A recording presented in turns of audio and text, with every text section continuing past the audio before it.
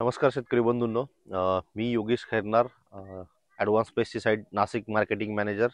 आज आपणाशी संवाद साधतोय. मित्रांनो, आज संवाद साधण्याचा उद्देश असा की आज नाशिक जिल्ह्यात सर्वत्र ढगाळ वातावरण आहे. त्याचबरोबर काही भागांमध्ये आज पहाटे पाऊस पडला आहे.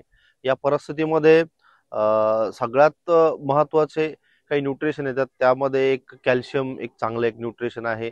कारण बऱ्याचशा ठिकाणी आज आपण बघू शकतो की काही प्लॉट फ्लॉवरिंग स्टेजमध्ये आहे, काही दोडा अवस्थेत आहेत. तर या स्टेजमध्ये आपण वेगवेगळ्या प्रकारचे कॅल्शियम यूज करतो. त्यामध्ये आपण जे कॅल्शियम देतोय ॲडव्हान्स पेस्टिसाइडचं कॅल्जी, हे तुम्ही सर्वांना माहिती असेलच.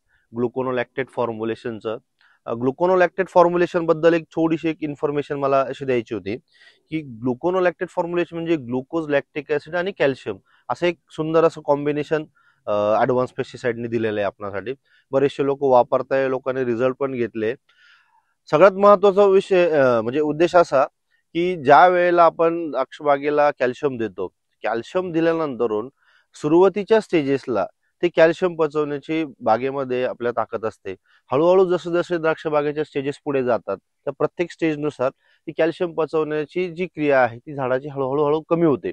व ती कमी झालेली क्रिया पूर्ववत करण्यासाठी किंवा कॅल्शियमची रिक्वायरमेंट झाडाच्या अवस्थेनुसार वयानुसार वाढत जाते. तर ती वाढताना त्यासोबत जी लॅक्टिक ऍसिडची गरज पडते ती आपण याच्यामध्ये दिलेली आहे. त्याचा परिणाम असा होतो की लॅक्टिक ऍसिडमुळे झाडामध्ये तो कॅल्शियम चांगल्या प्रकारे पचवला जातो. बऱ्याचशा लोकांमध्ये काही काही गैरसमज आहे. याचं कॉम्बिनेशन काय, कुठल्या औषधांमध्ये मिक्स करता येतं, कुठल्या स्टेजला वापरावं लागतं. तर कॅल्जी वापरण्याच्या पर्टिक्युलर काही स्टेजेस आहेत.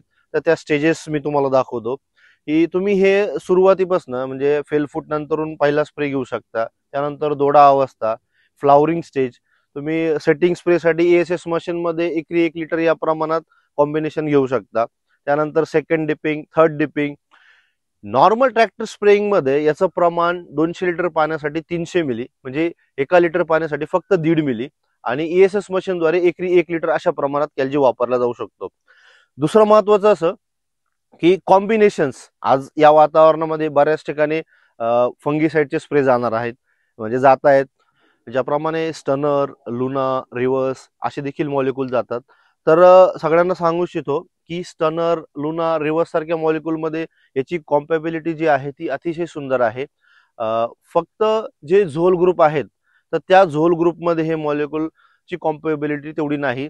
त्यानंतरून सल्फरचे काही ठिकाणी स्प्रे जातात, सल्फरमध्ये याची कॉम्पॅबिलिटी नाही. त्याच्या मागे पुढे 1 ते 2 दिवस कोणीही फवारू नये, कदाचित डाग येण्याची शक्यता आहे. परंतु एंड ऑफ द डे पर्यंत म्हणजे अगदी पाणी उतरेपर्यंत हा कॅल्शियम फवारण्याची कुठल्याही प्रकारची अडचण नाही. याचा कुठल्याही प्रकारचे डाग आपल्या द्राक्ष बागेवर तुम्हाला आढळून येणार नाहीत. तर हेच गैरसमज, प्रमाण, कॉम्बिनेशन्स आणि स्टेजेस याबद्दलच मला तुम्हाला माहिती द्यायची होती. तर सर्वांनी ॲडव्हान्स पेस्टिसाइडचं कॅल्जी वापरावं. धन्यवाद.